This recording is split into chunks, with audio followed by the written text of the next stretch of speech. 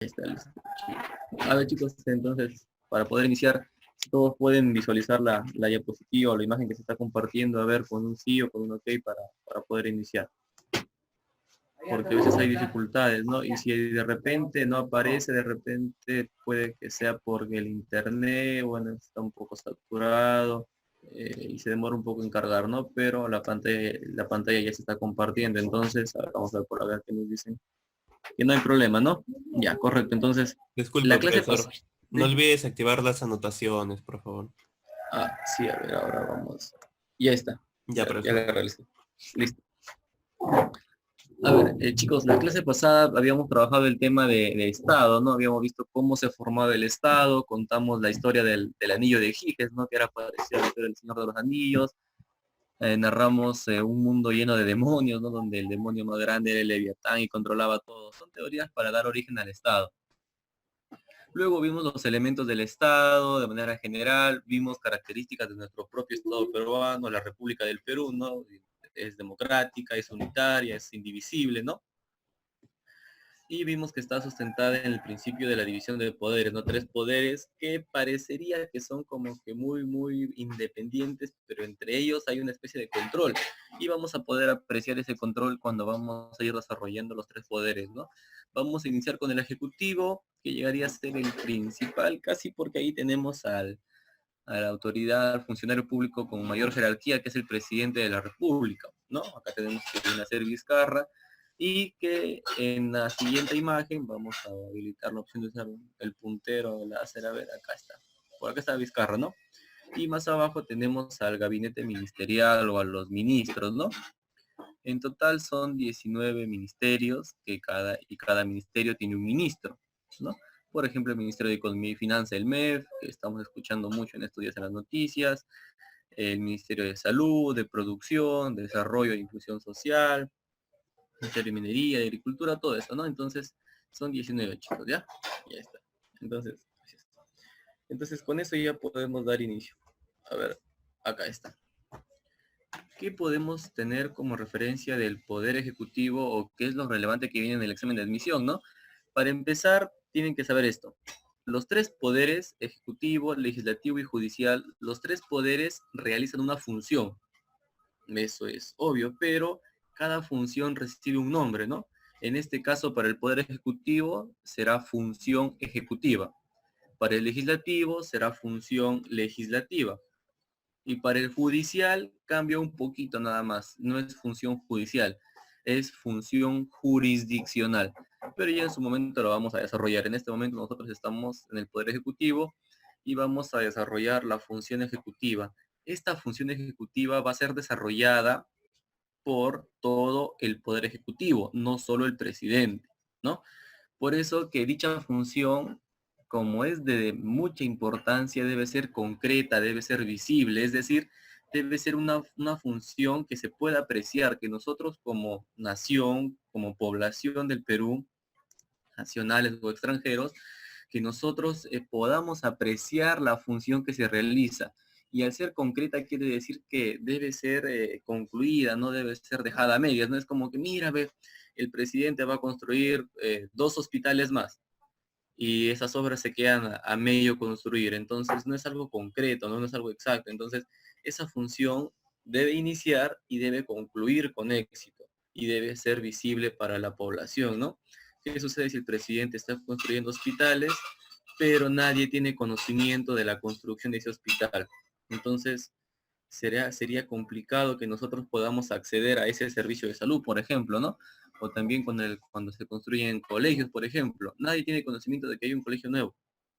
Entonces, es complicado que nosotros podamos acceder a esos servicios, ¿no? Que el Estado los está fabricando, los está brindando para nosotros mismos. Entonces, la función ejecutiva debe ser concreta y visible. Chicos, eso sí que quede bien claro. Ahora, ¿en qué se va a centrar? Obviamente debe ser en pro, en favor, en apoyo de nosotros, la población. Por eso que acá tenemos dos aspectos importantes. El primero es una conducción administrativa.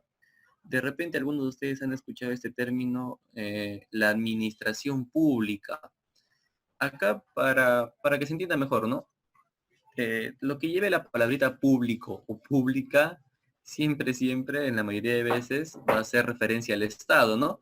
En este caso acá lo dice completo, administración del Estado, la administración pública.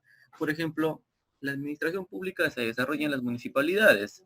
Cuando vas a hacer un trámite, ese proceso que tú vas a realizar es la administración pública. Cuando vas a RENIEC, por ejemplo, ¿no? Perdiste tu DNI y vas a sacar un duplicado, o vas a tener el DNI azul, que vas a dejar de usar el amarillo. Entonces, eso es la administración pública, los procesos administrativos que el Estado ha habilitado para nosotros. Y a través de eso nos brinda servicios. Por ejemplo, no podemos tener un DNI, podemos matricularnos, podemos acceder a la salud, inscribirnos en el SIS, por ejemplo, el ir al banco a retirar el bono, eso también es administración pública. Y luego por acá tenemos la solución de problemas sociales, ¿no? Y ya, por ejemplo, en economía ustedes recordarán, hablábamos de la pensión 65, de beca 18, del programa vaso de leche, por ejemplo, ¿no? De diversos programas que el Estado habilita para que nosotros podamos ser beneficiados con ello. Por ejemplo, en este tiempo de la cuarentena, del aislamiento social, se han creado refugios o albergues, ¿no? Para personas que no contaban con un hogar, ellas pueden quedarse ahí en el transcurso de la crisis que estamos atravesando todos, ¿no? Entonces el Estado se va a centrar en eso. De repente nuestro Estado no es muy famoso, no es muy conocido por dar una solución como que certera y exacta a todos los problemas sociales, pero en nuestro actual estado está básicamente demostrando rasgos de que se están dando soluciones a esos problemas, ¿no? De repente el bono no, ambos sabemos que, o todos sabemos que ese bono no nos alcanza para todo un mes, ¿no? Pero de tener 0 soles a tener 380 y es una diferencia, ¿no? Entonces se están evidenciando rasgos de ayuda a la población, ¿no? De la solución de problemas sociales. Ya está, entonces eso es lo que viene a ser la función ejecutiva. Lo que el Poder Ejecutivo va a plasmar, o sea, el Ejecutivo va a coordinar todo y lo va a plasmar en la sociedad, las políticas del Estado, ¿no? Que decíamos en economía, las políticas económicas, pero eso ya relacionado al ambiente económico. Luego, ¿quiénes son parte del Poder Ejecutivo? ¿Quiénes lo conforman?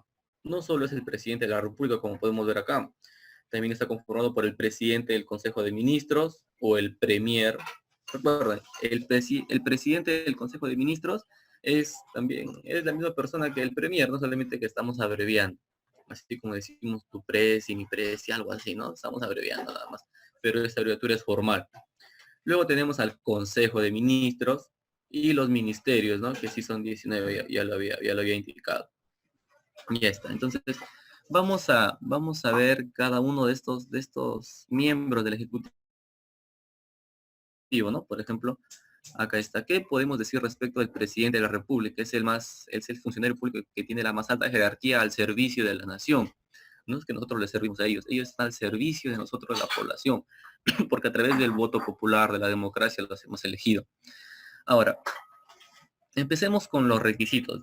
Chicos, empecemos con los requisitos antes de ver cómo va a accionar este presidente en nuestro país. ¿Qué podemos decir sobre los requisitos?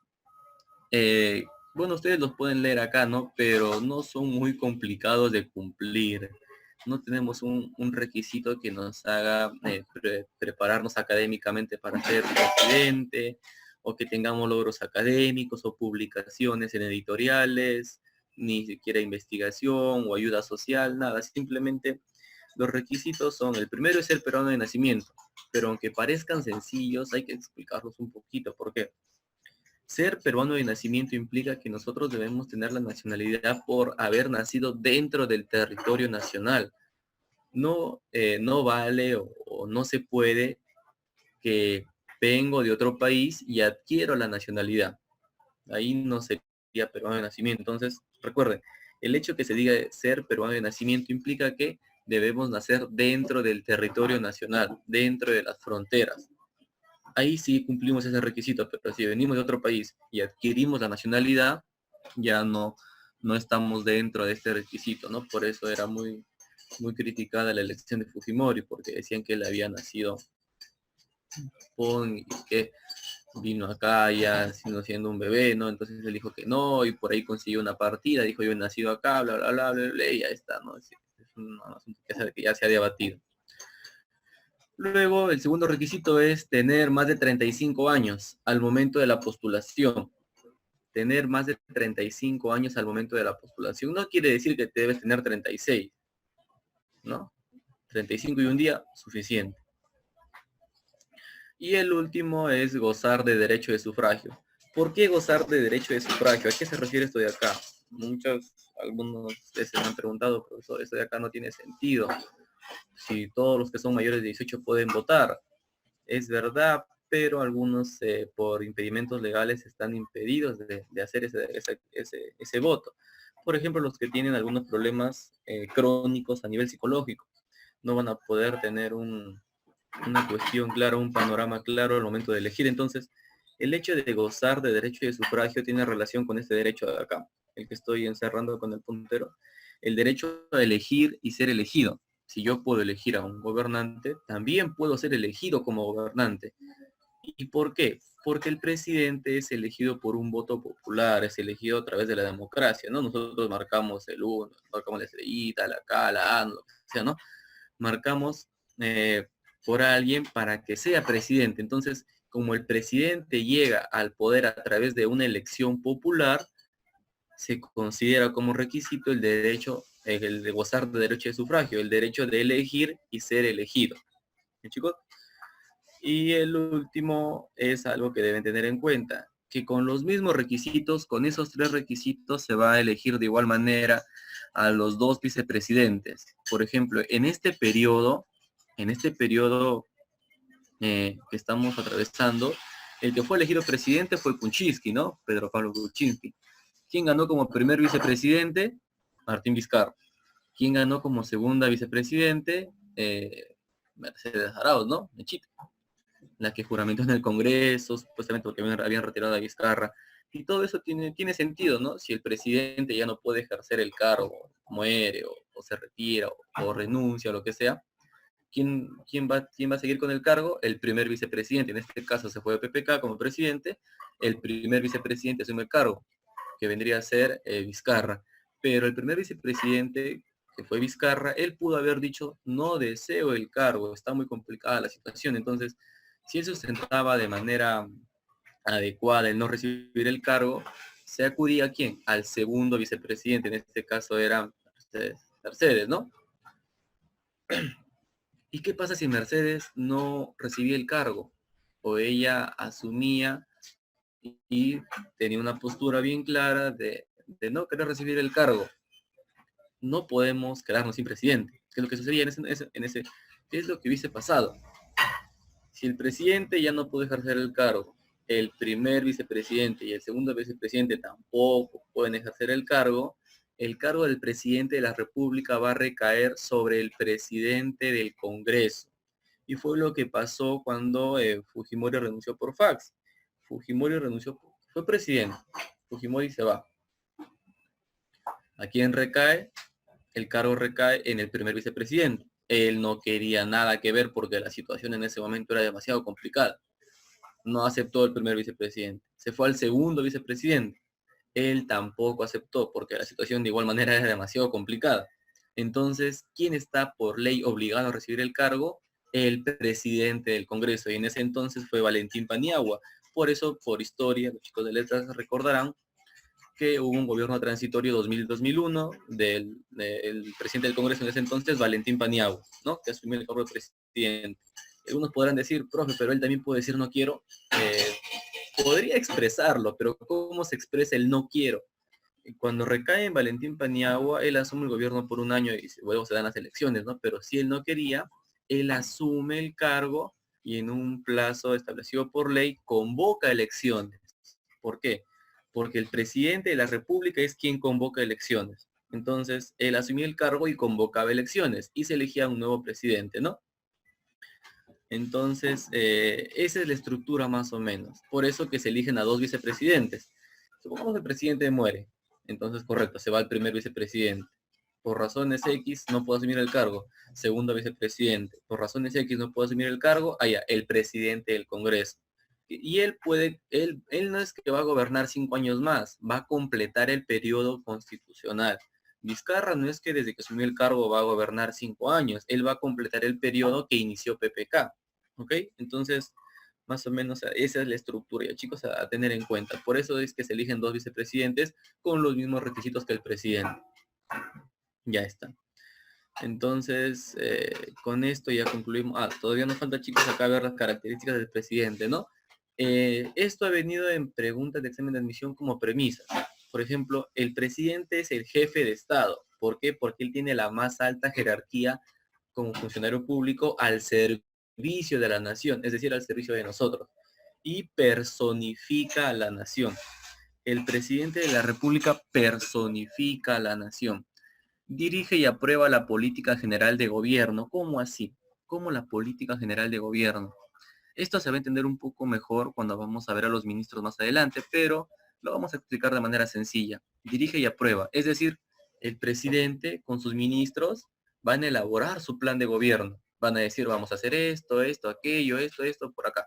Entonces, el gobierno va a tener una estructura para ejecutar en el plazo que van a gobernar.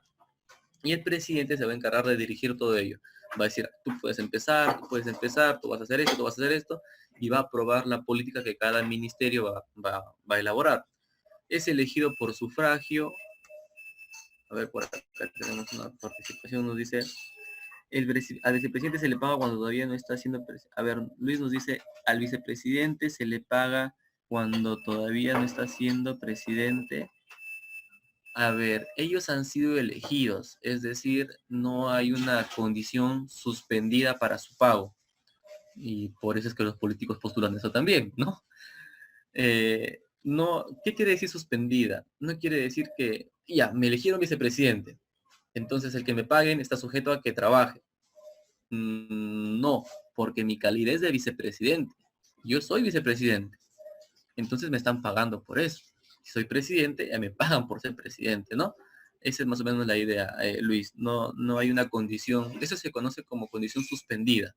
Quiere decir que mientras no soy presidente no me van a pagar, pero la realidad es que sí, sí les pagan por eso, ¿ya? Incluso, a ver, les adelanto un poco. Los congresistas pueden ser ministros de Estado. Los congresistas pueden ser ministros de Estado. ¿Qué implica eso? Que van a recibir su sueldo como congresistas y van a recibir su sueldo como ministro de Estado.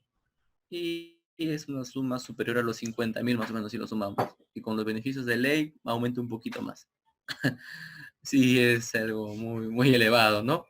Por eso es que supuestamente la mayoría aspira a ser un congresista, ¿no? Porque si el presidente le da el voto de confianza, puede ser ministro. Ya vamos a ver cómo se eligen a los ministros también.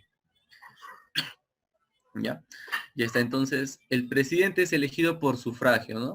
Todos sabemos que se dan elecciones generales y nosotros podemos elegir, bueno, los mayores, los que tienen la mayoría de edad, la ciudadanía, pueden elegir, pueden votar. Ahora, el mandato presidencial es un mandato por 5 años. Por 5 años. Nuestra constitución regula todo esto, chicos. Todo lo que estamos desarrollando en este momento está en la constitución, solamente que la constitución es leerlo, ¿no? De esto a este y un poquito tedioso, pero acá lo estamos explicando un poco más bonito. Ahora, nuestra constitución es del 93. La anterior, de 1979, regulaba que el presidente tenía un periodo de 4 años, como los alcaldes. Pero Fujimori, ¿qué hizo? Cuando se dio la renovación, se formó la Asamblea Constituyente y se formó la nueva constitución, se empezó a formar en el 92 y se aprobó en el 93, el periodo presidencial sumó un añito, 5 años. Y como no había reelección de los presidentes, Fujimori, ¿qué sustentó?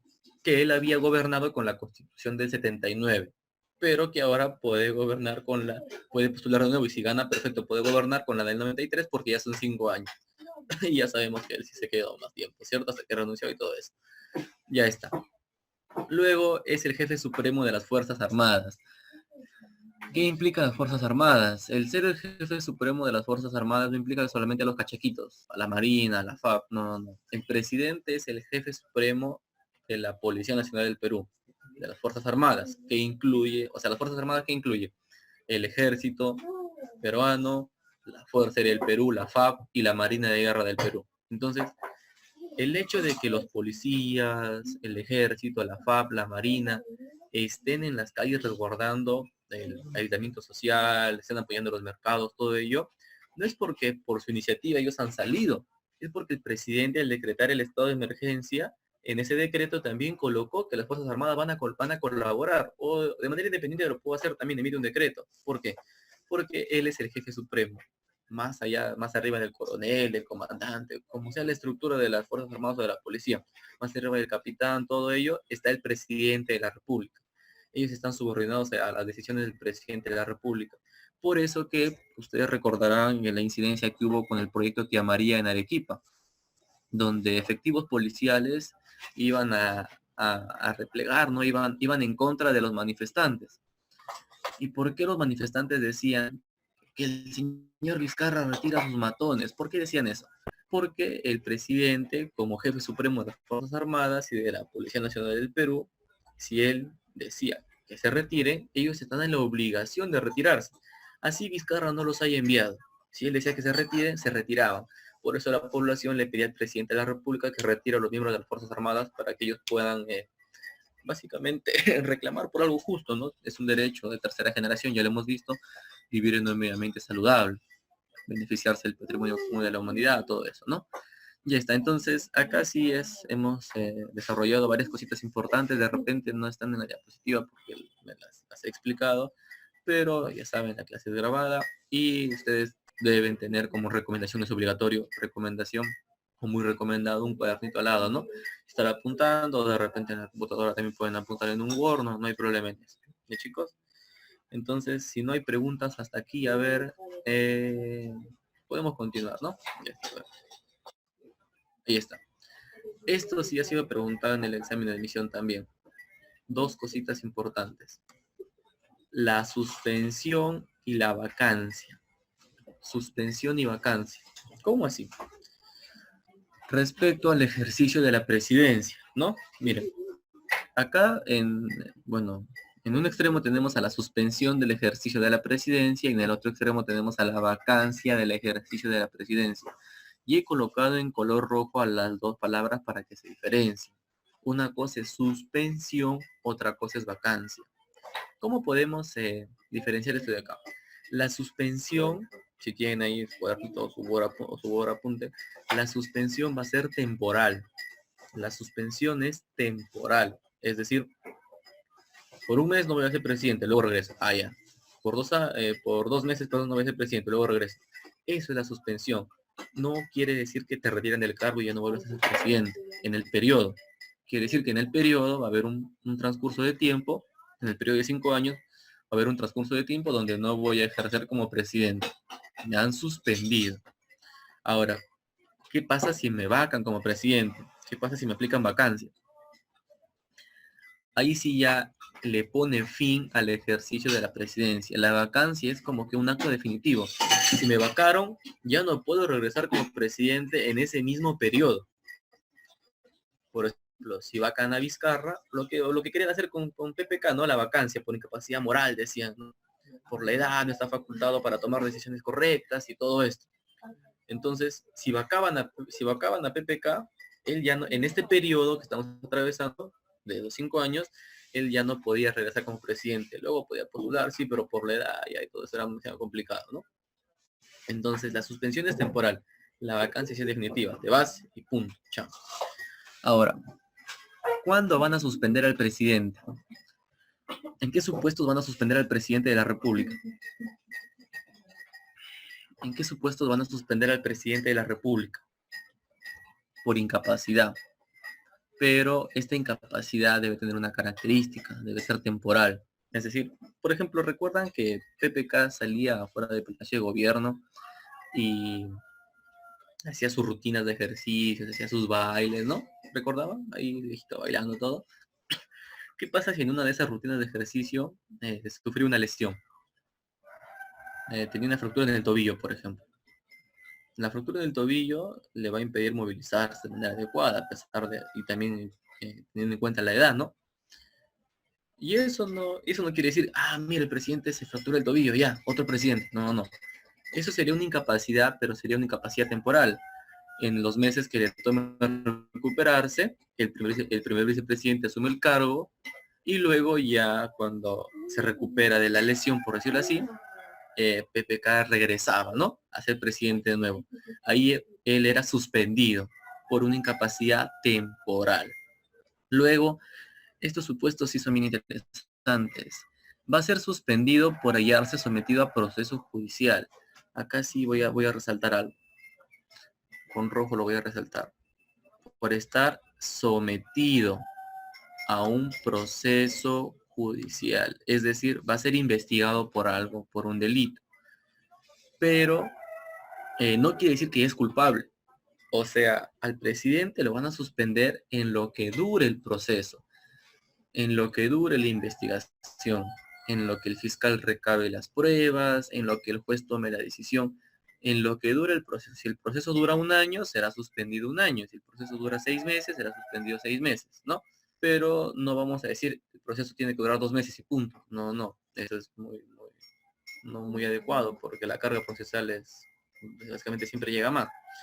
Entonces, pero se le toma importancia por ser un proceso al presidente de la República, ¿no? Entonces, en lo que dure el proceso, no va a ser presidente de la República porque se está acusando de un delito.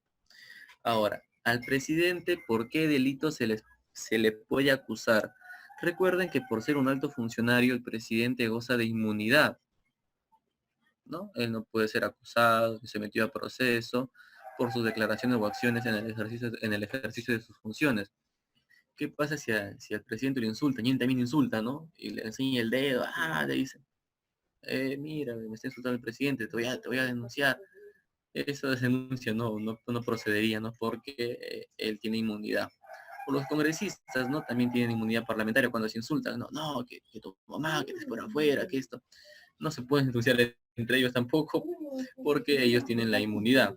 Y la inmunidad es retirada o levantada por ellos mismos. Entonces, ¿cuáles son los delitos por los que el presidente podría ser sometido durante su mandato como presidente? Uno sería traición a la patria. Por ejemplo, el vender secretos de Estado a otros países. Traición a la patria, por ejemplo, ¿no?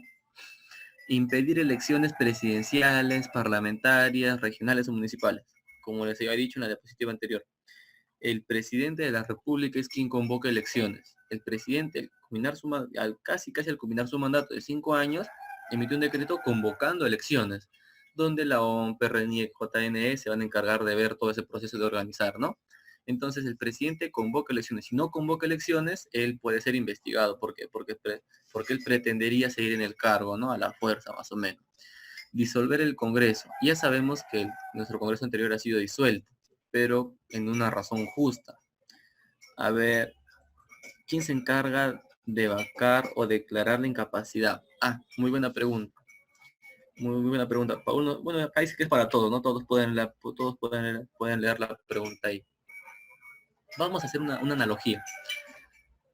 Nosotros le hacemos caso a nuestros padres, por decir así, a nuestra mamá, ¿no? Entonces, el ejecutivo o el presidente también tiene como que su mamá, o a quien hacerle caso de cierta manera. Y la mamá del presidente, del ejecutivo, sería el Congreso.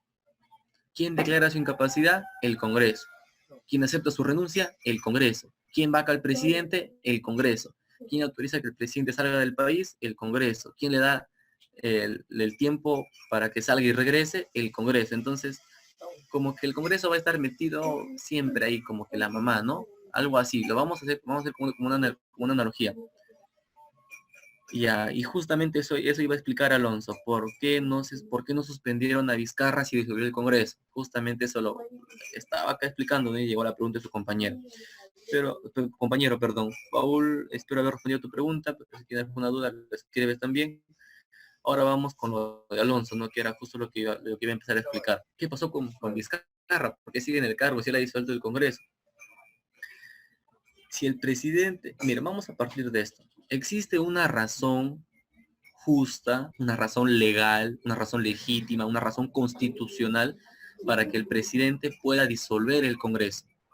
Y justamente Vizcarra usó esa razón justa, usó esa razón legal, constitucional para disolver el Congreso. Esa es la razón por la que Vizcarra aún sigue en el poder. Ahora, Si el presidente de la nada disuelve el Congreso, por ejemplo, lo que pasó con Fujimori, ¿no? Llevó a los miembros del ejército, cerraron las puertas del Congreso y dijo, este Congreso se ha disuelto. Formó la Asamblea Constituyente para elaborar la nueva Constitución. Si el presidente disuelve el Congreso porque, oye, quiero disolver el Congreso y punto, porque no me caes, o porque quiero seguir en el poder, quiero elaborar una nueva Constitución, lo que sea, ahí sí el nuevo Congreso ya de por sí su primer acto va a ser vacar al presidente de la República, ¿no? Entonces existe una razón, un supuesto justo para disolver el Congreso. Pero si no usas ese supuesto justo para disolver el Congreso, tú vas a ser investigado como presidente. Y obviamente te vas a encontrar culpable, ¿no? Porque el presidente no va a trabajar, va a haber sesiones del Congreso, y ahí sí te van a terminar suspendiendo en lo que dure el proceso. Si te encuentran culpable, te vacan. Por acá uno dice que sí ha entendido. Muy bien. Ya chicos, entonces, si te acusan de disolver el Congreso, eres suspendido en lo que prueban, en lo que llega el proceso. Si te encuentran culpable, ya te va. O sea, por todos estos supuestos, estos 4 supuestos, tú vas a ser investigado. En los que eres investigado, vas a ser suspendido de la presidencia. Si eres inocente, sigues como presidente. Pero si eres culpable, ya pasamos a la vacancia. ¿Ya? Entonces, por acá tenemos la última, impedir la reunión o funcionamiento del Congreso, por ejemplo, ¿no? Lo que hizo Fujimori, llevó a los miembros del ejército y cerraron el Congreso, ¿no? Impedir el ingreso. Luego, también, si impides el funcionamiento de los organismos del sistema electoral, si no dejas que trabaje la RENIEC, si no dejas que trabaje la OMP, si no dejas que trabaje el JNE, porque tú quieres seguir en el cargo y no quieres que se den nuevas elecciones, serás investigado. Si eres encontrado culpable, ya pasamos a la vacancia. Ahora, esos son los supuestos para que tú seas suspendido, ¿no? Traición a la patria, perdón, incapacidad temporal y en contra del PP de la Constitución Política del Perú. Ahora, ¿cuándo te van a vacar como presidente? ¿Cuándo te sacan? Ya. Vamos a ver el supuesto número 5 primero, chicos, ¿ya? Para no perder relación. El supuesto número 5 acá. Destitución por hallarse sancionado. ¿Qué quiere decir? Te investigaron por esto de acá. Te encontraron culpable, afuera. Ya no eres presidente en ese proceso constitucional. ¿Se entendió, chicos? Entonces, si tú eres investigado, te suspenden. Si eres inocente, sigues como presidente. Si eres culpable, allá, acá el 5 te destituyen, ¿no? Te vacan por ser sancionado. Y ya depende de la pena, ¿no? Pena privativa de libertad, una indemnización para el Estado, para las personas que se han afectado, todo ello.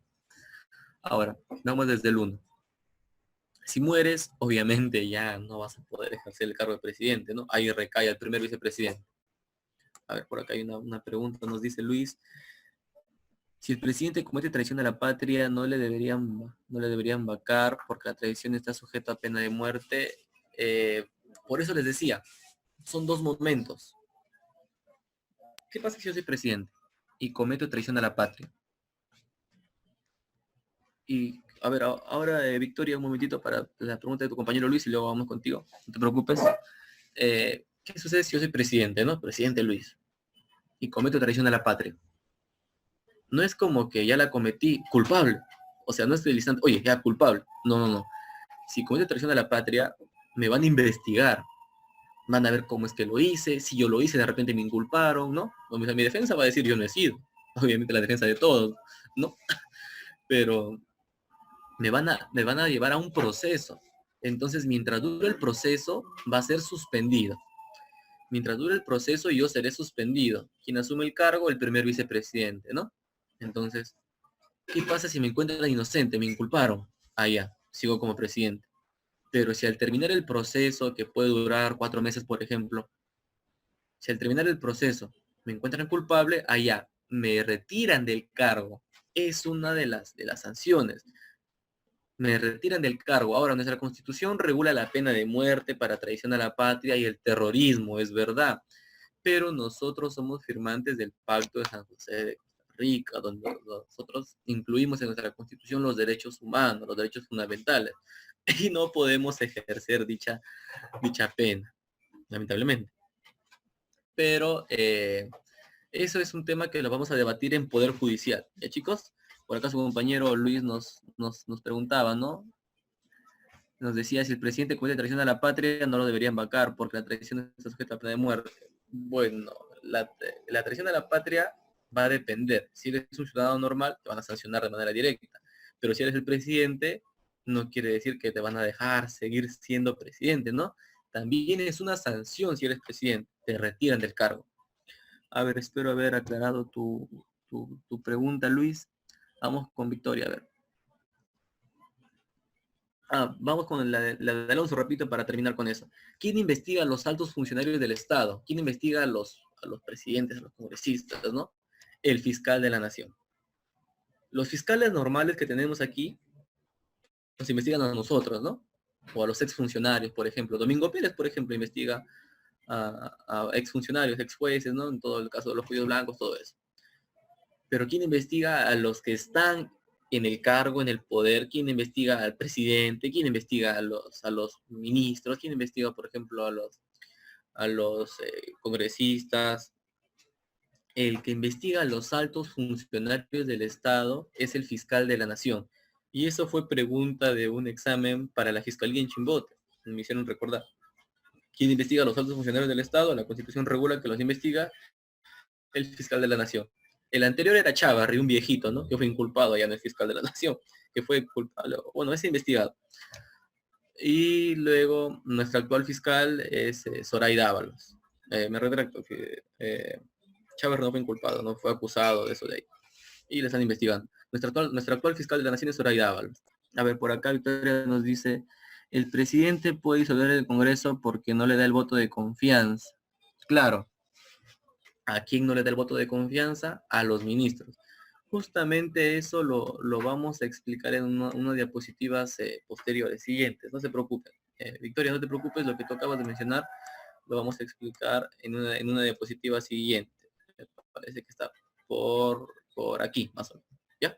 Entonces, con esto sí espero haber dejado claro todo. A ver, por acá Paul nos dice, el presidente solo puede ser acusado durante su periodo o una vez terminado mediante investigaciones se le puede sancionar a pesar de haber pasado muchos años. A ver, vamos, acá hay dos preguntitas, vamos por partes. Todos pueden leer la pregunta de su compañero Paula, dice que es para todos. A ver, ¿el presidente solo puede ser acusado durante su mandato? Sí, pero solo puede ser acusado por lo que establece el artículo 117, es decir, traición a la patria, impedir elecciones generales, disolver el Congreso, impedir la reunión del Congreso y los miembros del sistema electoral. Durante el periodo presidencial solo puede ser acusado por esto, de manera directa, porque tiene la inmunidad. Si lo queremos acusar, por ejemplo, de violación, tienen que levantar la inmunidad y recién, ya después de un antejuicio político del Congreso, el Poder Judicial puede investigarlo. Pero esos son temas aparte, ya son temas de derecho y de doctrina. Pero también es bueno que lo conozcan. Entonces, el presidente de la República en su periodo, así de manera directa, sin necesidad de levantarle la inmunidad o de hacer tanto problema, pero también se le levanta la inmunidad, es, según el artículo 117, lo que tenemos aquí. Ahora, luego de ser presidente, también se le puede acusar, pero ya no va a tener la calidad de funcionario público, tendrá la calidad de un ex funcionario público. Y respecto al tiempo, los delitos tienen una prescripción. ¿Qué pasa, por ejemplo? A ver, el homicidio es de 6 a 20, ¿no? Si yo mato a alguien, tendré una pena privativa de libertad menor de 6 y no mayor de 20, de 6 a 20. ¿Cómo funciona la prescripción? Usamos el máximo de la pena, 20 años. Le sumamos la mitad, 20 más 10, 30. Después de 30 años, ya no me pueden acusar por ese delito, porque ya prescribió. Entonces, por acá, leyendo la pregunta de su compañero, ¿no? O una vez terminado, mediante las investigaciones, se le puede sancionar a pesar de haber pasado muchos años. Si él deja de ser presidente y no ha pasado la prescripción, puede ser sancionado. Por ejemplo, ¿no? Se le acusa por un delito enriquecimiento ilícito. Y supongamos que no recuerdo la pena, pero supongamos que la pena máxima sea 22 años. Le sumamos la mitad, que sería 11, serían 33 años. Si en los 33 años siguientes no de haber hecho el delito no lo investigan, ya prescribe, es decir, ya no me pueden hacer nada. Y eso hizo Alan García. Él fue acusado de ciertos delitos, se fue y regresó cuando ya había prescrito. Y él dijo, de repente yo los cometí, pero ya pasó el tiempo, así que no me pueden investigar. ¿Ya? A ver, espero haber aclarado las dudas y si no, pueden escalar la nación solo en los altos funcionarios del Estado. Y por acá el presidente solo puede ser acusado por estos delitos durante su función y por los otros delitos o por los demás delitos que se puedan cometer, si después de su mandato lo pueden investigar, pero hay que tener en cuenta la prescripción en base al tiempo, que hiciste referencia ahí, Paul. A ver, espero haber aclarado y si no, ahí escríbanlo, o de repente en lo que tienen duda todavía, no hay problema, estoy para responder sus preguntas, chicos, no hay problema en eso. Siempre cuando sean de la clase. Ya está, a ver. La vacancia también ya la vimos, ahora continuamos. Las atribuciones del presidente. El presidente tiene una larga lista de atribuciones, pero hemos considerado las más esenciales, por decirlo así, para el prospecto. Por ejemplo, cumplir y hacer cumplir la Constitución, los tratados internacionales que se firman entre países, las leyes que se aprueban y las demás disposiciones legales. El presidente, como también jefe supremo de las Fuerzas Armadas, pues ayuda a eso, ¿no? Luego tenemos dirigir la política general de gobierno, ya lo habíamos dicho. Con sus ministros elabora sus actividades que harán, por decirlo así, y él dirige y aprueba todo eso, ¿no? Velar por el orden interno y la seguridad exterior de la República, el orden interno, con los miembros de la policía, el orden, la seguridad exterior, la frontera, la protección de las fronteras, ¿no? Con el ejército, por ejemplo. Convocar elecciones generales, presidencial, parlamentario, regional, municipal. Cumplir y hacer cumplir las resoluciones del Jurado Nacional de Elecciones. Por ejemplo, el Jurado Nacional de Elecciones nombra al nuevo presidente. Entonces él está obligado a cumplir y hacer cumplir eso. Nombrar los embajadores.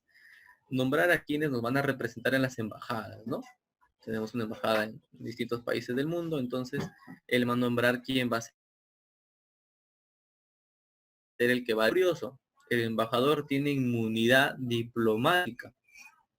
Y acá un dato curioso, ¿no? Esto no ha sido considerado para el examen, pero al menos yo sí lo preguntaría. El embajador, al tener inmunidad diplomática, tiene una atribución que se conoce como la valija diplomática. ¿Qué es la valija diplomática? Esto es un tema de cultura para que ustedes conozcan. ¿Qué es la valija diplomática? La valija es el equipaje del embajador. Y esa valija no debe ni puede ser sometida a investigación, a pericia, nada. Es decir, el embajador puede llevar ahí coca ahí y por más que el perro antidrogas esté ahí diciendo que hay drogas o por más que en un escáner demuestre que hay drogas, no, esa valija no puede ser abierta por nada del mundo. ¿No? Es un supuesto muy extremo, pero más o menos eso quiere decir. Los embajadores tienen ciertos beneficios. Incluso hay un caso que se suscitó en Lima hace años de una pelea, pero ya eso es para otro momento, les contaré la historia. Luego, prescindir del sistema de defensa nacional. Presidir, es decir, él dirige el sistema de defensa nacional, coordina con defensa civil, por ejemplo, todo ello. Declara la guerra y firma la paz con autorización de su mamá, con autorización del Congreso, por decirlo así, ¿no? Por ejemplo, nosotros declaramos la guerra a Alemania, porque nosotros teníamos un barquito llamado el Norton, si mal no recuerdo, que era un buque de carga. Y las embarcaciones alemanas lo divisaron y ¡pum! Hicieron explotar el barquito, ¿no? Y nosotros le declaramos la guerra a Alemania por ese acto. Pero pues no nos hicieron mucho caso, porque ni siquiera nos atacaron, pero bueno, es un tema de historia que ustedes deben conocer. Ejercer el indulto, ¿no? Lo que se está desarrollando en esta cuarentena, ¿no? El indulto para personas que han sido sancionadas con penas menores a 4 años. Si quieres decir el indulto, que ya no vas a tener que pasar tu pena en prisión, por decir así. Te perdonan, ¿no? Uy. Luego, adoptar las medidas necesarias. A ver, porque hay una pregunta, me parece. Historia, no nos dice por aquí su compañera Juliana. Son rasgos de historia, nada más unas pinceladas, ¿no? En la historia ustedes deben llevar todo más complejo ya. Por acá, la última atribución que desarrollamos, adoptar las medidas necesarias para la defensa de la República frente a cualquier ataque, sea visible o invisible. Por ejemplo, una enfermedad. El presidente está adoptando medidas, lo vemos en los programas, ¿no? De televisión donde él sale, hemos tomado esta decisión, por ejemplo, la medida de varones salen tales días, mujeres salen tales días, el domingo no sale nadie, son medidas que el Estado, que el presidente adopta, ¿para qué? para la protección, para proteger nuestra integridad física, la integridad del territorio, y también la soberanía del Estado, la soberanía del Estado, ¿no? ¿Qué pasa, por ejemplo, si Chile nos declara la guerra y nos quiere invadir de nuevo? Entonces el presidente está obligado a adoptar medidas para la protección de nuestro territorio, para la protección de la soberanía, ¿no? Por eso acá tenemos la imagen de nuestro presidente, Vizcarra, y la flechita que indica que todas las atribuciones las debe plasmar dentro de nuestro territorio, ¿no? Ya está. Por acá continuamos con el presidente del Consejo de Ministros. El premier. El actual premier es Vicente Ceballos. Acá está, ¿no? Podemos ver al presidente de la República y al premier. Ahí está. El premier es Vicente Ceballos. ¿Qué podemos decir del premier? Ya saben que el premier es el presidente del Consejo de Ministros. ¿Qué podemos decir del premier? Para empezar, es nombrado y removido por el presidente de la República. Nosotros no votamos para ministros. No hay publicidad que nos digan, oye, mira, marca el 1 para ministro de Economía, marca el 2 para ministro de Salud. No, no. Nosotros no votamos para ministros. ¿Quién elige a los ministros? Es el presidente de la República. Por eso que el presidente de la República nombra y remueve al premier. El anterior premier fue Salvador del Solar, ¿no? Pero él se retiró, ¿por qué? Porque al negarle el voto de confianza a ese gabinete ministerial, el gabinete se disuelve automáticamente. De repente no me entienden esto ahora, pero lo vamos a explicar después. Pero quédense con la idea más o menos, chicos. Entonces, nuestro actual premier es el de acá, este señor Vicente Ceballos, y él es nombrado y removido por el presidente de la República. El presidente ya lo nombró, lo puede remover, claro que sí, lo retira del cargo. Ahora, ¿cuáles son los requisitos para ser ministro de Estado? Tampoco son muy complicados de cumplir. Ser peruano de nacimiento, es decir, nacer dentro del territorio nacional, no vale adquirir la nacionalidad, eso ya lo discutimos. Tener más, acá sí hubo un error, chicos, acá es 25, ¿ya? Acá sí es 25, es 25, ¿ya, chicos? Ahí está. Tener más de 25 años o 25 al momento de la postulación. Para ser ministro sí son 10 años menos que para ser presidente. Hubo una modificación ahí, ¿ya? Tener más de 25 o 25 años al momento de la postulación. Los congresistas también pueden ser congresistas con 25 años.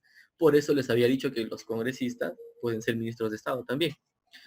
Y la última, se dan cuenta que en los requisitos de presidente y de ministros hay casi una igualdad. Por ejemplo, nos piden nacionalidad peruana, perfecto. Nos piden una edad, presidente 35, ministro 25. El último cambia completamente. Para ser presidente nos pedían gozar del derecho de sufragio. Estos requisitos son para ser ministros en general, chicos. No hay requisitos especiales para ser premier y para ser ministro. Para ser ministro te eligen con estos requisitos. Puede ser premier, ministro de salud, lo que sea, ¿ya? Entonces, para ser presidente, el tercer requisito, ¿cuál era? Gozar de derecho de sufragio. Para ser ministro, el tercer requisito es ciudadanía en ejercicio. ¿Por qué cambió? Acá está la razón de por qué cambia. El presidente es elegido por elección popular, por voto. El ministro es un cargo de confianza, es elegido por el presidente de la República. Entonces, el presidente, voto popular, por eso tiene derecho a elegir y ser elegido, porque se da en elecciones, derecho a elegir y ser elegido. Pero como el ministro es elegido por el presidente, no le piden derecho a elegir y ser elegido. ¿Qué le piden? Ciudadanía en ejercicio. ¿Qué quiere decir ciudadanía en ejercicio? Que no debe tener inhabilitación para ejercer el cargo público. Por ejemplo, ¿qué pasa? Esto es más sonado con los alcaldes, ¿no? El alcalde utilizó el dinero que le enviaron para el hospital y se fue de viaje. Encontraron culpable al alcalde. Lo sancionan. Lo envían a prisión.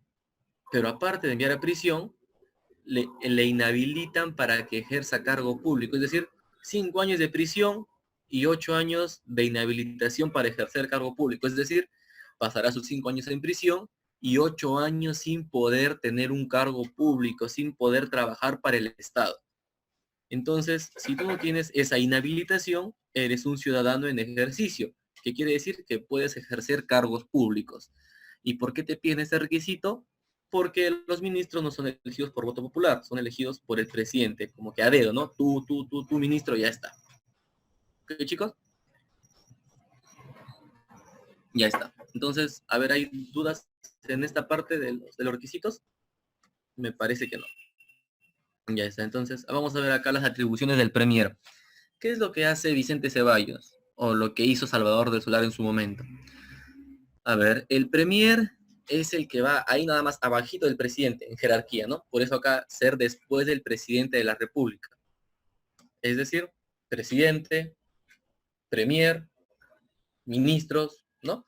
Es ahí, ser después, es como que su mano derecha. Ser el portavoz autorizado del gobierno. ¿Cómo así ser el portavoz autorizado del gobierno? Si el premier sale a dar declaraciones, equivale a que el presidente dio la declaración. Por eso él es el portavoz autorizado del gobierno. Por eso es que el presidente elige a su ministro. No lo elegimos nosotros. Porque si nosotros elegimos a los ministros, puede que el presidente sea de un partido y el ministro de otro partido. Y no se van a poner de acuerdo. Entonces, si el presidente elige a su ministro, tampoco es muy bueno que digamos, ¿no? Pero es mejor. Porque la coordinación a la comunicación va a ser más fluida. Ahora, entonces, él es el portavoz autorizado del Estado. Si da declaraciones el presidente o el premier, es como si el presidente las estuviese dando, ¿no? Si el premier dice se levanta la cuarentena, es como si el presidente hubiese dicho se levanta la cuarentena, así. Luego tenemos coordinar las funciones de los demás ministros. Obviamente, al ser el presidente del Consejo de Ministros, él va a coordinar, va a dirigir, va a direccionar la función de los ministros, ¿no? Oye, ministro de Salud, tienes que ir a Iquitos a ver a los médicos, ver un protocolo de sanidad mucho mejor, todo ello. Entonces, el ministro de Salud irá a Iquitos, por ejemplo, ¿no? ¿Qué más? Refrendar los decretos legislativos, decretos de urgencia y todo tipo de normatividad o resoluciones que señale la ley. ¿Cómo así? ¿Qué es refrendar? Eso de refrendar lo vamos a ver aquí. Pero antes queremos saber qué es lo que sucede. El presidente va a emitir decretos, que pueden ser decretos legislativos, que pueden ser decretos de urgencia, que pueden ser decretos supremos o resoluciones. El presidente va a emitir. Por ejemplo, el presidente emitió el decreto del estado de emergencia y los demás dispositivos legales que el presidente puede emitir. O sea, el presidente va a emitir decretos de manera general o resoluciones. Pero esos decretos sí o sí deben ser refrendados por el premier. ¿Qué quiere decir refrendar? Eso lo vamos a ver acá. Miren, imaginemos, voy a usar el marcador, a ver, esto de acá, ¿ya chicos? Imaginemos que este de acá es el decreto que emite el presidente, ¿no? Decreto emitido por el presidente. El presidente ya elaboró su decreto, ahí está. Ya firmó, ¿no? Por acá, el presidente, ya está, perfecto. El presidente ya firmó el decreto.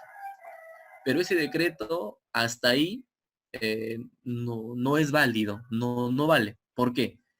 ¿Qué necesita ese decreto? Necesita la refrendación ministerial. ¿Y qué quiere decir refrendar? Refrendar quiere decir dar validez. Es como que, oye, presidente, ¿ya tienes tu decreto? ¿Ya lo firmaste? Sí, ya, dame, lo voy a leer. Muy bien, es lo que hemos coordinado, va a favorecer al pueblo, está de acuerdo a nuestros intereses. El premier también va a firmar, ¿no? Por acá, presidente del Consejo de Ministros, por acá, ahí está. Eso quiere decir refrendar, chicos. Refrendar quiere decir en dos palabritas dar validez.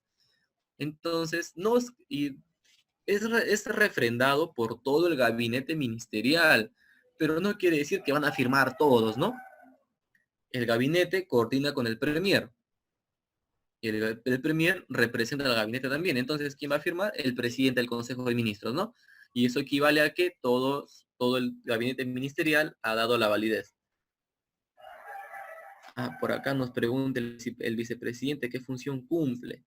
Bueno, el vicepresidente está básicamente encomendado a cumplir y a seguir las actividades que se desarrollan a nivel nacional, ¿no? No es como que soy vicepresidente y ya voy a esperar a que me den el cargo. O sea, el vicepresidente tiene la función de seguir toda la programación o las actividades que el gobierno realiza. Porque si él va a asumir el cargo en un futuro, posiblemente no va a llegar y va a decir, ya, dígame, ¿qué pasó en los primeros 3 años? No sé nada. El presidente debe seguir. Por ejemplo, Vizcarra, cuando fue nombrado vicepresidente, él asumió el compromiso de seguir todo lo que elabora o lo que acciona o lo que accionaba PPK, ¿no? Cuando él llegó ya conocía de la situación situación. Más o menos de eso se encarga, ¿no? Porque es como que la banca, el suplente, ¿no? El vicepresidente no simplemente es como que ya, oye, si pasa algo te llamamos. No, no. El vicepresidente tiene la función de estar atento, alerta de lo que está sucediendo, ¿no? Cosa que si lo colocan ahí, él ya sabe, ¿no? Ah, mira, ha pasado esto, entonces podemos empezar a trabajar con esto y aquello, ¿no? Más o menos ahí, por ahí está orientada la función del vicepresidente. Ya está. Ahora, entonces, esto de la refrendación sí queda bien claro, ¿no, chicos? Sí, sí quedó claro la refrendación. No creo que exista duda alguna. Recuerden, todo decreto emitido por el presidente o todo documento, por decirlo así, emitido por el presidente, si no tiene la refrendación ministerial, no vale, no es válido o es inválido, por decirlo así. ¿Ya, chicos?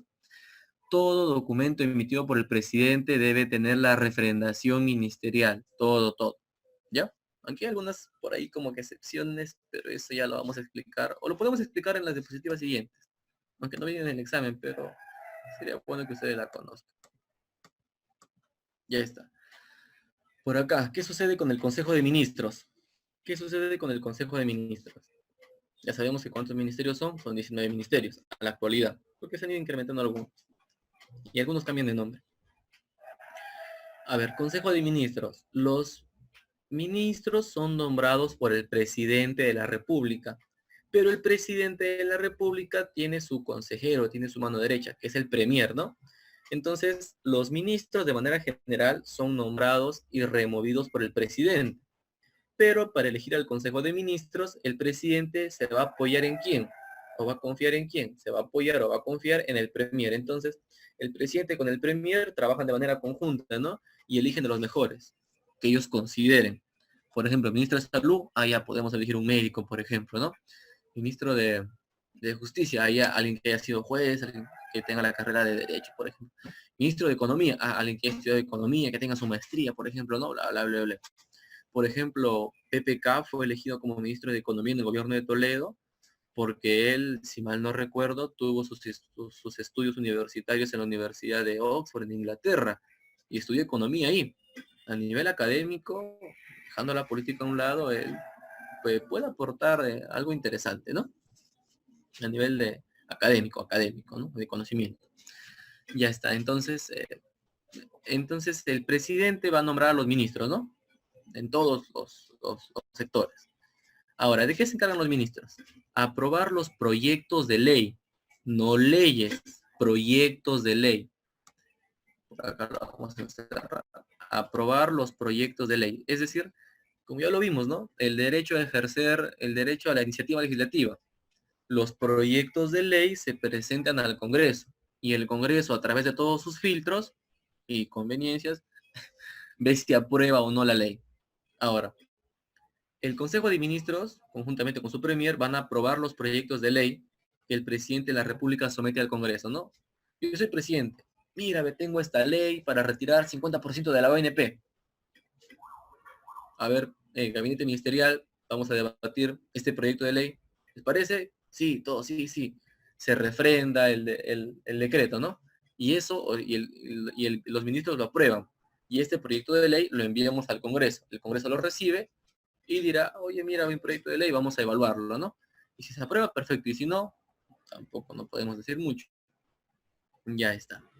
Luego, del gabinete ministerial de los ministros. Aprobar los decretos legislativos y decretos de urgencia que dicta el presidente, ¿no? También de igual manera, el presidente tiene su decreto, debe ser aprobado por el gabinete ministerial. Recuerden esto, el presidente por sí solo no puede aprobar. Esto sí ha sido preguntado en varios exámenes de admisión. El presidente por sí solo no puede aprobar. Si te preguntan, ¿el presidente aprueba? Ustedes de frente a su cabecita. No aprueba. ¿Qué más?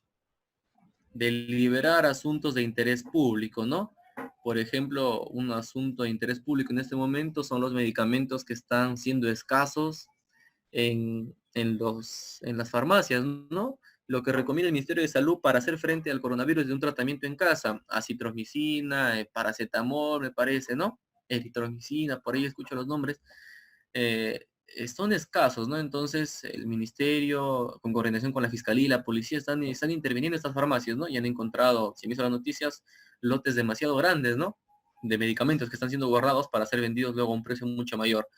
Aparte de ser un delito contra la salud pública, es un delito también configurado como especulación, ¿no?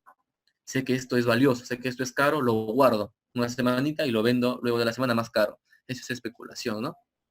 Entonces, los ministros deliberan sobre asuntos de interés público para elaborar un plan y aplicar la solución. Ahora, eso sí es bien sencillo de entender, pero acá sí hay algo que quiero que centren su atención, ¿no? Ya estamos por concluir la teoría y luego vamos a pasar a la parte práctica. Los ministros, una vez que son elegidos, que son nombrados por el presidente, no es que se quedan como ministros. Los ministros, cuando son elegidos, ¿qué es lo que van a hacer? Los ministros van a elaborar su política general de gobierno. Por ejemplo, te elegí a ti, ahora vamos a usar los nombres de ustedes para darle un poco, ¿no? Por ejemplo, a ver, Benjamín Murillo. Te elijo a ti, Benjamín Murillo, como ministro de Salud. Por acá, Rocío. Te elijo a ti, Rocío, como ministro de Economía. Entonces, y elijo así a los demás ministros, ¿no? Benjamín, ¿qué hará? Benjamín me han elegido como ministro de Salud. Entonces voy a elaborar mi política general de gobierno. Mayor capacitación para los médicos, por ejemplo, mayor abastecimiento para los hospitales, construcción de 3 hospitales nuevos. Va a elaborar su política general de gobierno, es decir, de acuerdo a su ministerio, qué es lo que le conviene a la población relacionado a eso, ¿no? Rocío, sobre el ministro de Economía. Vamos a tener que aplicar una política fiscal para reactivar la economía, tenemos que salir adelante, tenemos que incrementar la producción, todo eso. Entonces, eso van a hacer los ministros, chicos. Van a hacer su tarea de cierta manera en el aspecto que han sido elegidos. Una vez que ya tienen elaborada su política general de gobierno en un plazo razonable, ellos se van a dónde. El premier, conjuntamente con los demás ministros, con el Consejo de Ministros, se dirigen a dónde. Se dirigen al Congreso de la República, como pueden ver aquí. Una vez que los ministros ya hicieron su tarea, una vez que los ministros ya elaboraron su política general de gobierno, se van al Congreso. ¿Para qué van al Congreso? Van al Congreso para exponer su política general de gobierno. Van al Congreso para exponer su política general de gobierno. Por acá está lo que nos decía Victoria Ferrer hace un momento, ¿no? Sobre el voto de confianza. Eso vamos a ver ahora. Los ministros van a exponer, el presidente del Consejo de Ministros ingresa al Parlamento, ¿no? En una sesión programada, obviamente. Ingresa y se presenta. Buenos días, señores congresistas, soy el premier, por ejemplo, ¿no? Tal. Y nosotros, como gabinete ministerial, hemos llegado a las instalaciones del Congreso para exponer nuestra política general de gobierno en este periodo constitucional. Y empieza, ¿no? Uno a uno. Empezará el ministro de Salud, Economía, Producción, cada uno va a exponer su política general de gobierno. Y el Congreso va a deliberar. ¿Y qué hace el Congreso? Decide si le da el voto de confianza o no. Por ejemplo, cuando PPK fue elegido presidente en este periodo, PPK eligió a su premier, eligió también a su Consejo de Ministros. Su Consejo de Ministros hizo su política general de gobierno y fue al Congreso. ¿Y el Congreso qué le dijo? No. El primer gabinete ministerial de PPK fue al Congreso y el Congreso le dijo, no te doy mi voto de confianza. Cuando el Congreso no le da el voto de confianza, cuando el Congreso no le da, vamos a encerrarlo aquí, cuando el Congreso no le da el voto de confianza al Consejo de Ministros, ¿qué sucede?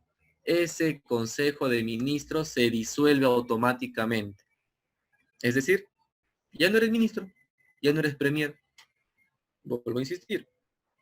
Cuando el Congreso no le da el voto de confianza a la política general de gobierno de un Consejo de Ministros, ese Consejo de Ministros se disuelve con todo y premier.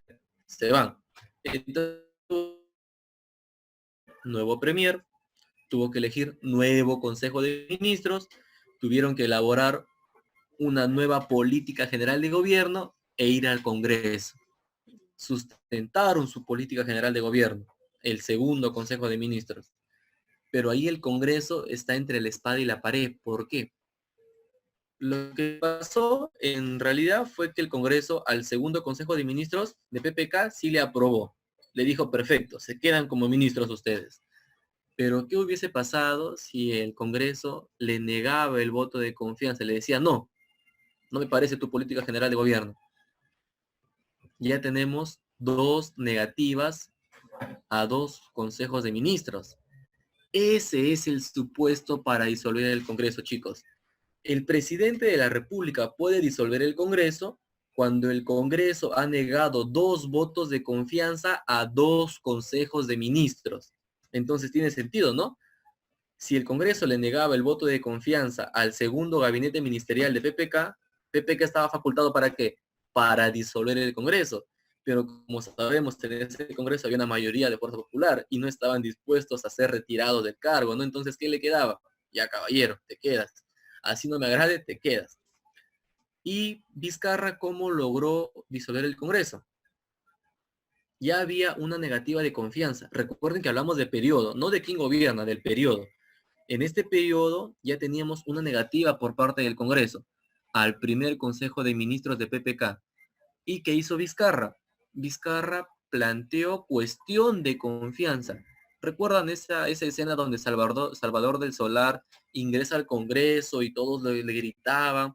Y él dice, no, he decidido plantear cuestión de confianza, tal, tal, tal, tal, tal. Y el Congreso, bueno, según la postura de la mayoría de juristas, dejó para el último esa cuestión de confianza. Y Vizcarra interpretó eso como que, no me quieren dar el voto de confianza, lo disolvemos. Y en la televisión sabemos que Vizcarra salió, ¿no? He decidido disolver el Congreso de la República. Cuando en el Congreso se enteraron que los estaban disolviendo, recién se pusieron a analizar la cuestión de confianza. Entonces, esa fue la razón por la que Vizcarra disolvió el Congreso y no fue vacado ni suspendido. ¿Ok, chicos? ¿Por qué? Porque en este periodo constitucional presidencial ya se habían negado dos votos de confianza. El primero al Consejo de PPK y el segundo al de Vizcarra. Y cuando se negó, Salvador del Solar y todo su Consejo de Ministros quedó disuelto automáticamente. Por eso es que se eligieron a nuevos ministros. Ceballos. Y chicos, es como que un poquito de historia ahí y se presta para explicar eso de acá. ¿Tienen preguntas, dudas? Con esto nosotros concluimos lo que es la parte teórica, chicos. A ver, ¿tienen preguntas o dudas de repente? Y si no, ya podemos empezar con la parte práctica. A ver, si tienen preguntas, vayan escribiendo en ese momento. Voy a compartir la práctica. A ver, si tienen preguntas. A ver, por acá voy a compartir la práctica para poder desarrollar. Ustedes también ahí deben tener la práctica a la mano, chicos, ya saben.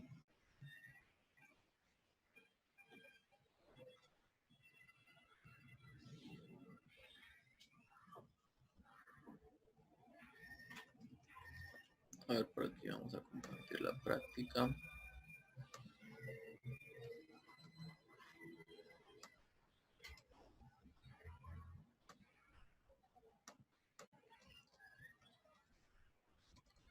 Ya está. ¿No hay pregunta, chicos? ¿Una duda, interrogante de repente? ¿Una cuestión que se les haya generado? No. Ya, entonces, para la parte práctica ya saben, si tienen la clave, me dicen, por ejemplo, no la 1, escriben así, ¿no? Por ejemplo, supongamos que la 1 sea la letra T, ¿no? Ya me dicen 1T, por ejemplo, ¿no? Más o menos así. O sea, la idea es que vaya el número de la pregunta y luego la alternativa que ustedes creen que es la correcta, que están seguros que es la correcta. ¿Ya, chicos? Entonces, a ver, empecemos.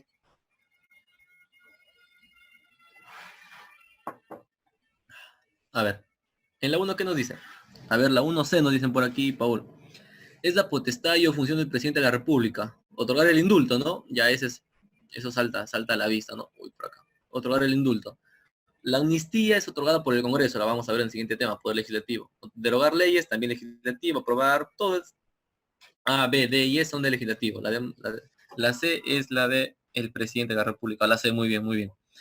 2. Son atribuciones del presidente de la República. A ver, atribuciones. La 2, la B, me dicen por acá, 1, 2 y 4. A ver, regular tarifas arancelarias, sí.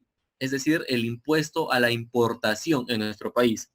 Celebrar y ratificar tratados, también, porque él hace cumplir los tratados internacionales que se celebran. Cumplir y hacer cumplir la resolución del JNE, aprobar el presupuesto de la cuenta general, conceder la amnistía. La clave sería 1, 2 y 3, chicos. ¿Por qué? Porque el que aprueba el presupuesto es el Congreso. Recuerden, el presidente no aprueba. Y conceder la amnistía es un perdón otorgado, es una gracia del Congreso. Sería 1, 2 y 3. Por acá, la 2, A, chicos, la 2, A. A ver, por acá, esta sería la 3, ¿no? 3, uy, por acá se movió. Sería así. Ahí está, la 3. 3E nos dicen, a ver, por acá.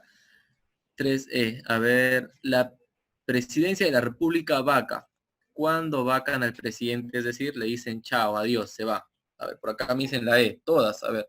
Salir del territorio sin permiso del Congreso, no regresar dentro del plazo fijado. Claro que sí, eso lo habíamos visto, ¿no? Bueno, parece que no lo desarrollamos, pero sí lo había explicado antes.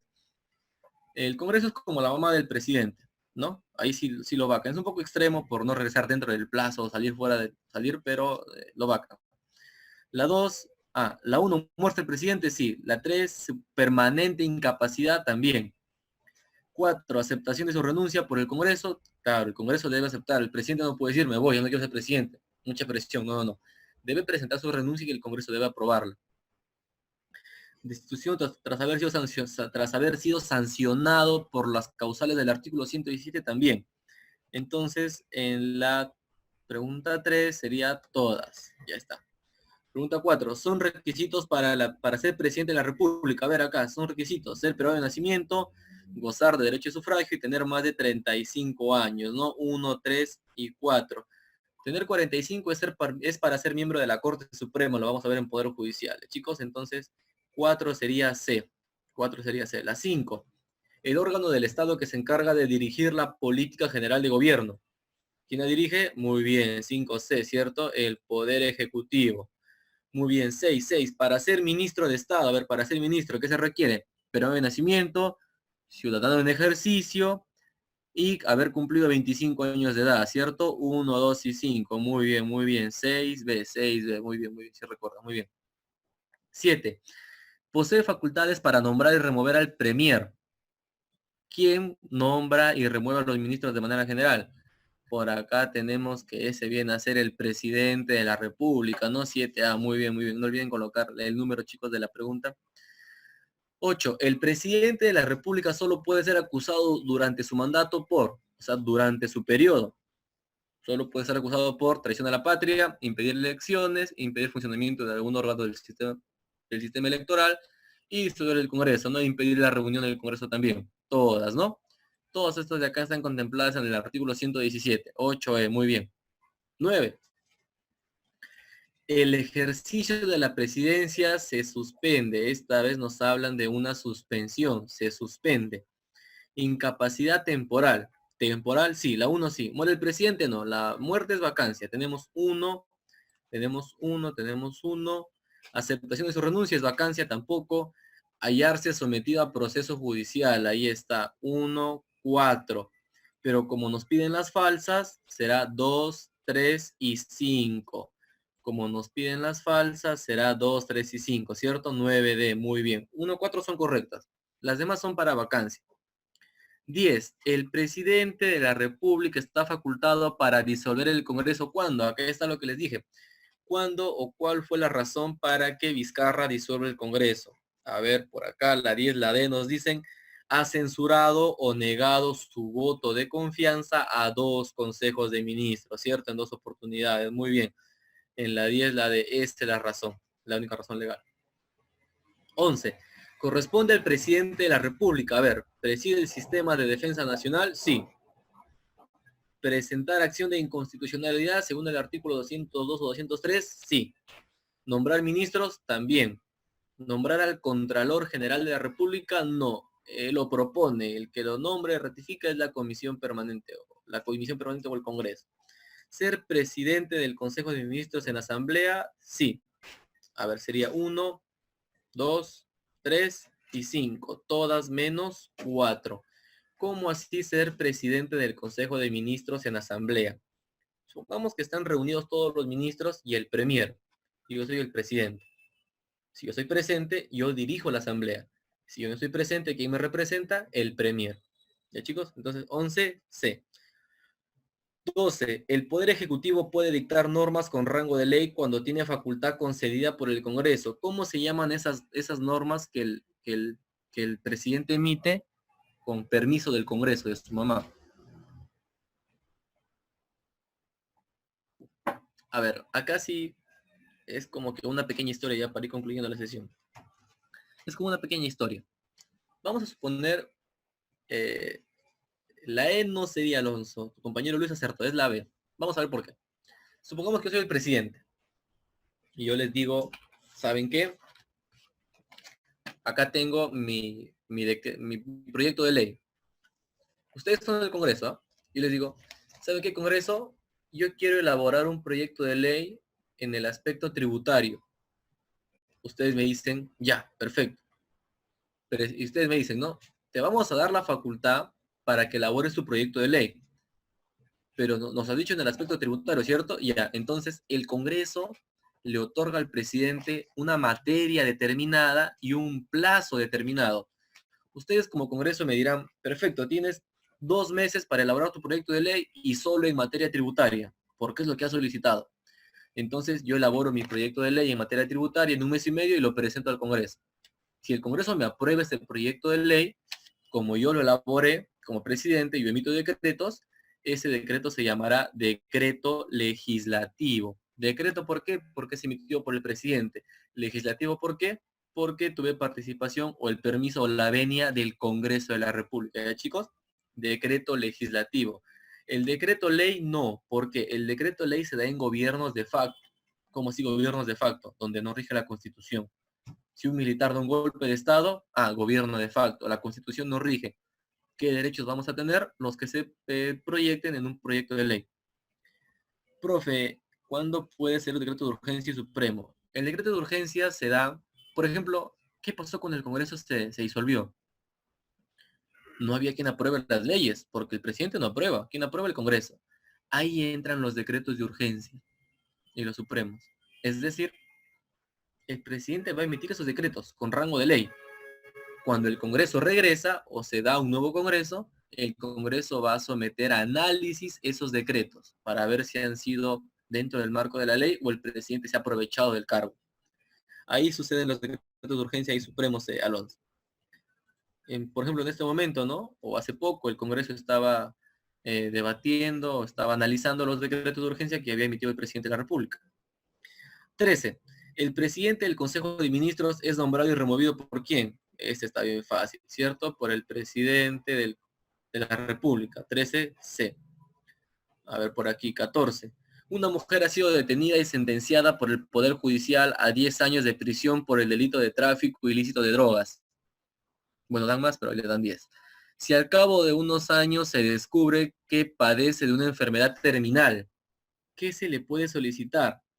El indulto por razones humanitarias, lo que PPK le dio en su momento a Fujimori, sustentando que es una persona por delitos que pudo no haber cometido, es una persona y tiene derecho a pasar los últimos días de su vida en su hogar, por decirlo así, ¿no? Por razones humanitarias, pero el indulto no procede cuando se cometen de delitos de lesa humanidad, si atentamos contra los derechos humanos. Entonces Fujimori regresó a prisión. 14C. 15. Es el jefe de Estado y personifica a la nación. Ese está bien fácil, ¿no? ¿Quién personifica a la nación? El presidente de la República. Perfecto. 16. El Poder Ejecutivo está integrado por la Corte Suprema. No, eso es parte del Poder Judicial. El Consejo de Ministros, sí. Presidente de la República, también. El Congreso Nacional no, la Contraloría tampoco, sería solo 2 y 3, ¿cierto? 16, muy bien, por acá están participando sus compañeros, muy bien, con mucho gusto. Uy, a ver, 16, C. A ver. Ahí está, 16, C. Ya está. Muy bien, chicos, con esto hemos logrado concluir la parte teórica y la parte práctica. Se han dado cuenta que hay cositas bien interesantes. A ver, por acá nos dice, Paul nos dice, cuando un alto funcionario público ha cometido un acto ilícito, debe ser acusado ante la Corte Suprema de Justicia, dicha atribución a quien le compete. A ver, primero hay que ver la estructura de la pregunta porque hay algo que no va ahí, Paul, o por decir así es incorrecto. Pero más o menos sí entiendo tu pregunta. Primero vamos a ver qué sucede con la Corte Suprema de Justicia. La Corte Suprema de Justicia es un recurso extraordinario. A ver, voy a hacer una estructura, ¿ya? Por ejemplo, vamos a imaginar que tú eres un alcalde, Paul, ¿ya? Vamos a suponer que tú eres un alcalde. Y tú usas el dinero que te envía el Estado para construir tus casas, para, eh, para lavar dinero, para vender drogas, lo que sea, ¿no? Lo utilizas en actos ilícitos. Y te acusan de enriquecimiento ilícito y otros delitos más. Entonces, ¿qué sucede? A ver, por acá. Existen instancias, mira, a ver, espérate, voy a hacer por acá una estructura. ¿Qué sucede? Más o menos acá, espero se pueda ver. ¿Qué sucede? Acá tenemos, nos dice un juez, acá un juez, 2 jueces, 3 jueces. ¿Cómo así? Si tú cometes un delito, vas a ser investigado y el Poder Judicial, un juez, te va a sancionar. En primera instancia te sanciona un juez. ¿Qué pasa si te declara culpable? Pero tú dices, no, no, a mí me han inculpado. Tienes el derecho de apelación. Te vas a una segunda instancia. En la segunda instancia ya no te ve solo un juez. En la segunda instancia van a ver tu caso 3 jueces. Segunda instancia, 3 jueces. ¿Qué pasa si los 3 jueces te dicen culpable? Tú dices, no, no, yo soy inocente, me han inculpado, han usado mi nombre. Ya no puedes apelar, no se llama apelación, se llama recurso o se conoce como recurso extraordinario de casación. ¿Y a dónde va ese recurso extraordinario de casación? Va a la Corte Suprema de Justicia de la República del Perú. Ese es el nombre completo, ¿no? Entonces, en la Corte Suprema de Justicia ya no encuentras 3 jueces, vas a encontrar 5 jueces, 5 magistrados supremos. O sea, a la Corte Suprema no llegas de manera directa. Eso quiero que me entiendas. A la Corte Suprema no llegas, oye, pum, a la Corte Suprema. No, no, no. Y el hecho de ser alto funcionario tampoco te da la calidad de llegar a la Corte Suprema de manera directa. Así seas un alto funcionario del Estado, primero vas a pasar por un juzgado, un juez. Si pierdes, apelas a una sala. Se le conoce como sala superior. 3 jueces. Si pierdes, no se conoce como apelación. Se conoce como recurso extraordinario de casación, donde vas a la Corte Suprema donde hay 5 jueces. Y así esos 5 jueces te declaran culpable, acabaste todo, caballero. A menos que vayas a tribunales internacionales, ¿no? Donde sí es demasiado costoso y tu proceso va a demorar casi 2 o 3 años. Pero bueno, eso es lo que sucede. Ahora ya, una vez que quedó claro eso, más o menos reestructurando tu pregunta sería, cuando un alto funcionario público ha cometido un acto ilícito, debe ser acusado ante el Poder Judicial. Dicha atribución a quién le compete. Cuando vamos a desarrollar un temita conocido como organismos autónomos o tutelares autónomos, vamos a ver al Ministerio Público. Por ejemplo, ¿quién está en el Ministerio Público o Fiscalía de la Nación? Ahí están los fiscales. Por ejemplo, Domingo Pérez, que es muy conocido. ¿No? El Ministerio Público investiga el delito. Él es el que te acusa. Él te dice, oye, tú has cometido un delito. Me voy al juez y te acuso. Y te empiezo a investigar. Ahora, el Ministerio Público puede investigar a pedido de parte. Es como que, mira, yo sé que el alcalde de mi localidad está cometiendo delitos. Yo tengo pruebas. Entonces voy y lo denuncio ante la Fiscalía especializada de corrupción de funcionarios, que está al frente de Natasha. Entonces el fiscal va a empezar a investigarte. pero también el Ministerio Público puede investigar de oficio. ¿Cómo que así de oficio? Yo soy un fiscal y observo que tú has construido una plaza de armas y dice tu presupuesto 5 millones, pero mi hermano que es ingeniero civil me ha dicho que esa obra está valorizada ni en 1 millón nada más. Entonces yo como fiscal puedo investigar a qué, de oficio. O sea, yo voy por mi cuenta, te pido toda la estructura de pagos, todo tu proyecto, tu expediente civil, y veo que realmente los cuadros, los pagos no cuadran, entonces te empiezo a investigar. Eso quiere decir de oficio, ¿no? Donde el fiscal, por su propia iniciativa, eh, investiga. Entonces, dicha atribución a quién le compete, al Ministerio Público, al fiscal. Ahora, si es un alto funcionario, no quiere decir que a todos los funcionarios públicos los va a investigar el fiscal de la nación, sino tendría cuántos casos. Solo los altos funcionarios del Estado que están en el artículo 39 de la Constitución tienen dicha calidad. Después los alcaldes, los regidores, ya son investigados por fiscales normales y son sometidos a un juez. Si pierden, una sala, 3 jueces. Si no, el recurso extraordinario de casación con 5 jueces, ¿no? Lo que hizo Elidio en su momento, Elidio fue acusado, el juez le dijo culpable. En la sala, los 3 jueces, culpable. En casación le dijeron, acá no tenemos nada que ver, que se regrese a sala, culpable. ¿No? Aunque es un poquito más complejo que eso, pero más o menos eso fue lo que pasó con el caso de Elidio, ¿no? A ver, Paul, espero haber respondido tu pregunta y si no, a ver, la escribes o activas tu audio.